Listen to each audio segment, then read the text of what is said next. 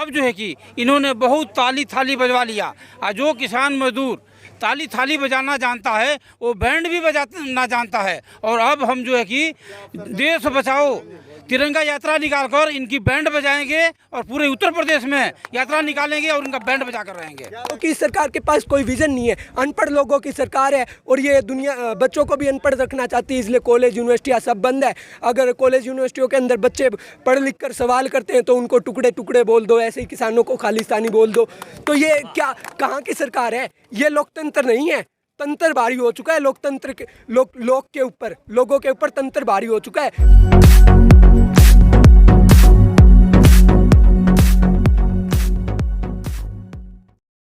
के लिए हमने लगातार 6 महीने से ऊपर हो गया, हम लोग भी पूरे सैनिक भी बैठे हुए हैं। और 2-3 दिन पहले मैं प्रधानमंत्री को एक ज्ञापन भी दिया हूँ डीएम गाजियाबाद के थ्रू कि वो तीनों कृषि कानून वापस ले लें और एमएसपी पर कानून बना दें। और किसान आंदोलन के दौरान जो भी किसान शहीद हुए हैं उनके परिवारजनों को 20-20 लाख रुपया मुआवजा दें।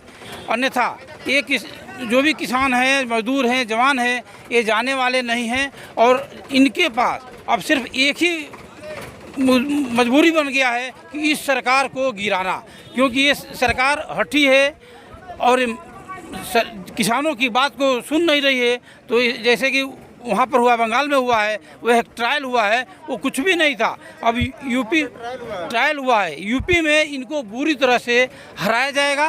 किसी भी सूरत में इनकी कहीं पर भी कोई सीट नहीं आएगी। किस मुद्दे पर आप लोग वोट करेंगे अब की बार उत्तर प्रदेश में? मुद्दा देखिए, हमारा किसान भाई जो है आज से 6 महीने से ठंड में, बरसात में, गर्मी में मर रहे हैं। अगर ये सरकार किसानों की भलाई की होती तो किसान जो है एक अच्छा सरकार लाती है, इसलिए कि हमारे को अच्छा से सरकार बनाते हैं कि अच्छा से काम हो, हमारा विकास हो। तो ये विकास सरकार किसकी कर रही है? ये पूंजीपतियों की कर रही है। हमारा तो सब कुछ बेच दिया। हमारा 3 बिल बना करके हमारे फसल का ना तो कोई दाम, ना मूल्य रखा, ना हमारे कोर्ट में जाने के लिए कोई हमारे के लिए दावा किया है। हमारा स्टॉकिंग का जो था वो भी खत्म कर दिया। अब आने वाला जो है पूंजीपति अगर स्टॉकिंग करके भाव गिरा देगा, बढ़ा देगा, वो उसके ऊपर डिपेंड करता है। काम कराना ना कराना उसके ऊपर डिपेंड करता है। तो हमारा किसान भाई कहाँ जाएगा?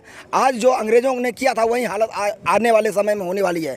जो हम किसान मजदूर, चाहे बिजनेसमैन हो, चाहे कोई भी हो, उसको समझ में नहीं आ रही है कि आने वाले समय में होगा क्या। लेकिन वो ये समझ ले कि ये जो सरकार करके जा रही है इसका जो है आने वाले 10 साल में इफेक्ट पड़ेगा। अभी तो ये ट्रायल करेंगे, उसके बाद हम लोग को गुलाम बना करके वहीं काम कराएंगे, क्योंकि हम लोग कहीं नहीं जा सकते हैं। हमें जाने के लिए कोर्ट में भी नहीं परमिशन है, उनके पास फोर्स रहेगी, सब कुछ रहेगी। हम चाहते हैं कि इन्होंने हमारे को मीडिया के, आप लोग को भी, बड़े बड़े मीडिया इनके हाथों में बिक चुके हैं, सभी लोग बिक जा रहे हैं। हमारे बच्चे IAS PCS सब जो ID किए हुए हैं सबको खरीद करके अपना वोट बैंक बना रहे हैं और अपना जो है एक सरकारी पैसे को अंधाधुंध इधर उधर बांट करके लोगों को जो है भरमा करके अपना वोट बैंक बना रहे हैं। लेकिन अब किसान और किसान के बच्चे चाहे सभी जागृत हो चुके हैं कि हमें कैसी सरकार लानी है जो हम लोग को लिए भलाई करे। तो अभी हम क्या कहना चाहेंगे? महंगाई बढ़ती जा रही, पेट्रोल डीजल दाम बढ़े हैं, किसानों की बात नहीं सुन रही, अब युवा है, कैसे देखते हैं? सर, सभी के सभी मुद्दे, चारों तरफ से इस सरकार ने सब कुछ खत्म कर दिया है। किसी भी मुद्दे पर देखें, पेट्रोल डीजल के दाम बढ़ने लग रहे हैं। ये कहते हैं कि हम किसानों की आय दोगुनी करेंगे। पहली बात तो इनके पास वो डाटा दो कि कौन से साल से कब डबल करोगे। इनके पास वो डाटा नहीं है। और जब ये अगर डबल करने की बात करते हैं तो किसान एक डीजल भी खरीदता है, पेट्रोल भी लगता है, किसान की फसलों के अंदर पानी लगाते समय खाद के कट्टे महंगे कर दिए, खाद के अंदर कम कर दिया उसके अंदर वजन। तो ये महंगाई चारों तरफ से बढ़ने लग रही है। चाहे सरसों का तेल हो, किसान की सरसों इतने महंगे दाम पर नहीं खरीदी जाती, लेकिन जो मिडिल क्लास को है वो सरसों इतना महंगा दिया जाता है। तो ऐसा आप सोचिए, अभी तो ये कानून लागू नहीं हुए। जब ये कानून लागू हो जाएंगे, एसेंशियल कमोडिटी एक्ट, जब स्टॉक की कोई भी लिमिट नहीं रहेगी, कालाबाजारी खुल्लम खुल्ला होगी, तब आप सोचिए कितना मरोगे आप। ऑक्सीजन, जैसे कि आज ऑक्सीजन नहीं मिली ना, ऑक्सीजन की कालाबाजारी हुई दवाइयों की, वैसे ही कल अनाज की भूख पैदा करी जाएगी और अनाज की भी कालाबाजारी होगी। आपको मैं डाटा देता हूँ कि प्रति व्यक्ति आय के अंदर हम बांग्लादेश से भी पिछड़ चुके हैं। और दूसरी तरफ अडानी पिछले साल की रिपोर्ट के अंदर एशिया का सबसे ज़्यादा कमाने वाला व्यक्ति है। इसी प्रकार अंबानी भी ऊंचे से ऊंचे मुकाम पाने लग रहा है अमीरी के अंदर। लेकिन आप ये खुद सोच कर देखिए, देश की जनता की आय तो बांग्लादेश से भी नीचे जाने लग रही है और गिने चुने एक दो व्यक्ति इतने ऊपर जाने लग रहे हैं। तो ये आपको खुद को सोचने की जरूरत है कि ये कैसे आपको हिंदू मुस्लिम के अंदर उलझा करके कहाँ कितना बड़ा खेल खेलने लग रहे हैं। बड़ी से बड़ी कंपनियां BPCL, हेल, HTML, LIC सबके सब प्राइवेटाइज किए जा रहे हैं। प्राइवेटाइजेशन क्या होता है? सरकार की कोई जिम्मेदारी नहीं रहेगी, मतलब प्राइवेट कंपनियों का गुलाम होगा। जैसे 1947 से पहले हम गुलाम थे, उसी तरह से आज हमारी अर्थव्यवस्था हम देखते हैं कि कितने बिल्कुल निचले स्तर पे जा चुकी है। जो GDP मनमोहन सिंह जी जब एक इकोनॉमिस्ट हमारे देश के प्राइम मिनिस्टर हुआ करते थे, टॉप के 3 देशों में हमारी इकोनॉमी हुआ करती थी GDP। आज हमारी GDP 142वें नंबर पे जा रखी है, नेगेटिव में हमारी GDP है अर्थव्यवस्था। क्यों? क्योंकि इस सरकार के पास कोई विजन नहीं है, अनपढ़ लोगों की सरकार है और ये दुनिया बच्चों को भी अनपढ़ रखना चाहती है, इसलिए कॉलेज यूनिवर्सिटियाँ सब बंद है। अगर कॉलेज यूनिवर्सिटियों के अंदर बच्चे पढ़ लिख कर सवाल करते हैं तो उनको टुकड़े टुकड़े बोल दो, ऐसे ही किसानों को खालिस्तानी बोल दो। तो ये क्या कहाँ की सरकार है? ये लोकतंत्र नहीं है, तंत्र भारी हो चुका है। लोकतंत्र के लोग के ऊपर, लोगों के ऊपर तंत्र भारी हो चुका है। ये लोगों की चुनी हुई सरकार नहीं है। लोगों ने तो पता नहीं क्या क्या सपने देखकर 2 करोड़ नौकरियां देखकर, ये सरकार कहकर तो आई थी कि 2 करोड़ नौकरियां देंगे, लेकिन किया क्या? इस सरकार का खुद का डाटा है, अप्रैल के अंदर 50 लाख नौकरियां गई हैं, मतलब 2 करोड़ नौकरियां इन्होंने छीन ली हैं देने के नाम पे। जो पहले से थी वो भी ख़त्म करने लग रहे हैं। जो हमारा फार्मिंग सेक्टर है वो सबसे ज़्यादा रोज़गार उत्पन्न करता है। देश की आज भी डायरेक्टली 50% आबादी फार्मिंग सेक्टर पे निर्भर है, लेकिन अब ये उसके ऊपर ही प्रहार करने लग रहे हैं। देश को मजदूर बनाना चाहते हैं, पूरी कंपनियों का गुलाम बनाना चाहते हैं। तो ये आप सबको समझने की जरूरत है। इनके हिंदू मुस्लिम, मैं आपको एक चीज़ कहता हूँ, फिर से बेरोजगारी है, महंगाई है, किसानों की बात नहीं सुनी जा रही है, ये सब मुद्दे हैं। फिर भी बीजेपी वाले कह रहे हैं कि अब की बार हम 400 सीट लाएंगे। नहीं, बिल्कुल नहीं। इनकी महंगाई जो है कि इतना ऊपर बढ़ गया है कि आज जो है कि जवान किसान मजदूर जो है 2 वक्त की रोटी खाना मुश्किल हो गया है। इसलिए अब जो है कि इन्होंने बहुत ताली थाली बजवा लिया। और जो किसान मजदूर ताली थाली बजाना जानता है वो बैंड भी बजाना जानता है। और अब हम जो है कि देश बचाओ तिरंगा यात्रा निकालकर इनकी बैंड बजाएंगे और पूरे उत्तर प्रदेश में यात्रा निकालेंगे और उनका बैंड बजा कर रहेंगे। क्या लगता है, जिस तरह से आप लोग महापंचायत पहले कर रहे थे और पश्चिम बंगाल में किसानों को समझाने चुनाव के समय गए थे, उत्तर प्रदेश में चुनाव के समय आप लोग इसे करेंगे?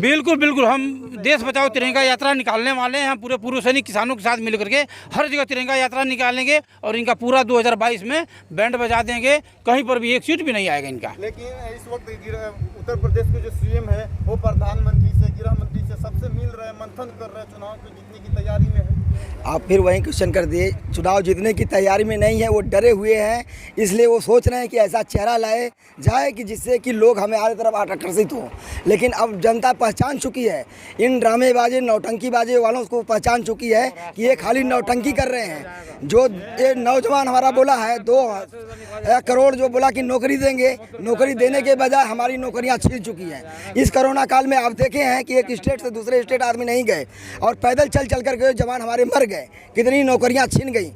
जो BSNL है ये है सारे बंद हो चुके और कितने सरकारी प्रॉपर्टियां बिक चुकी हैं। तो ये सरकार क्या करेगी? इस सरकार का ये चेहरा छुपा रहे हैं, न कि चेहरा ला रहे हैं। ये अपना क्या कहना चाहेंगे कि युवा है, आप किसान आंदोलन को देख रहे हैं, किसानों की बात नहीं सुनी जा रही? मैं AR न्यूज़ के द्वारा अपने देशवासियों को ये बोलना चाहता हूँ, आज से 7 साल पहले जब हमने मोदी जी को चुना था तो किस हक से चुना था? इसलिए चुना था क्योंकि वो गरीब है, अपने आप को गरीब बताते थे कि मैं गरीब हूँ, चाय बेचता हूँ, मुझ पे विश्वास करो, विश्वास करोगे तो मैं आपका विश्वास नहीं तोड़ूंगा। लेकिन आज 7 साल बाद आप लोग देख रहे हो देश के क्या हालात हो रहे हैं। आज किसान, अब अन्नदाता सड़कों पर फिर रहा है। और अब के टाइम में जैसे कि कोरोना था, लॉकडाउन लगाया है, किस लिए लगाया था? लोगों की जान बचे। लेकिन आप लोग देख सकते हो कितनी गंगा में लाश बह रही है। आप उन लाशों को देखो, कितनी गंगा में लाश बह रही है। तो कहाँ से लॉकडाउन से क्या फ़र्क पड़ा है हमारे देश पे? कुछ फ़र्क नहीं पड़ा है।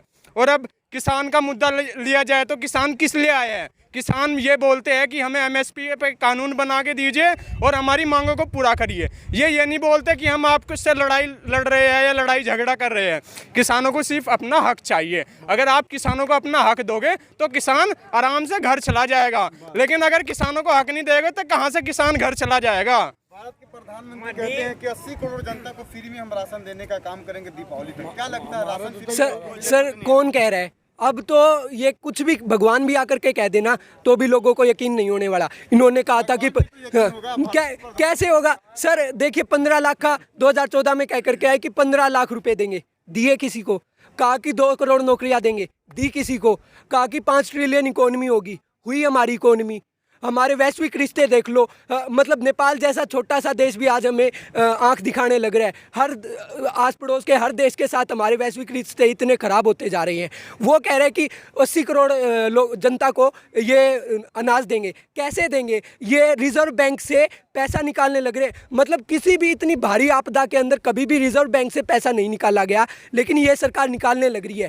कैसी क्या आपदा आ गई कि सब कुछ खत्म हो गया, मतलब देश का। लेकिन बीजेपी के चाहने वाले, उनके फॉलोअर उनके कहते हैं कि मोदी जी से पहले देश को, भारत को दुनिया नहीं जानती थी, अब भारत के प्रधानमंत्री मोदी बने तब जाकर भारत को जाना।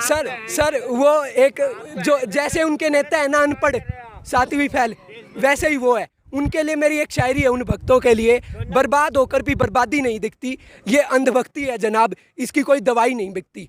और समय देखना, उनको भी अक्ल आएगी। जब हर किसी पर बीतती जा रही है तो हर किसी को अक्ल आएगी।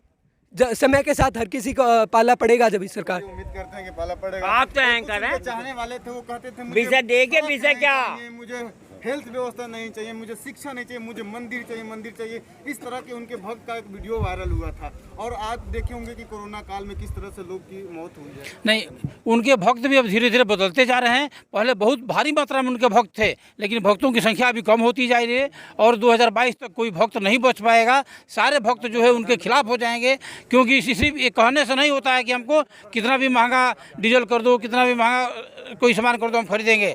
जब जेब से जाने लगते हैं तब पता चलता है, और उसके घर वालों को परिवार चलाना होता है तब पता चलता है। इसलिए सरकार बिल्कुल बचेगी नहीं, क्योंकि सरकार जो है ना देश के लिए नहीं काम किया है। अभी इन्होंने देखिए तत्काल में एग्जाम्पल है, गेहूं का रेट बढ़ाया है।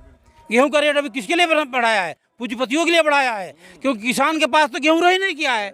10 दिन के अंदर अंदर किसान बेच देता है, क्योंकि उसको परिवार चलाना है, शादी करना है, किसी से कर्ज लिया है तो वो देना है। तो जब किसान के पास गेहूं नहीं रह गया तो जो है कि 2750 कर दिया, आज 1400 में किसान बेचा है।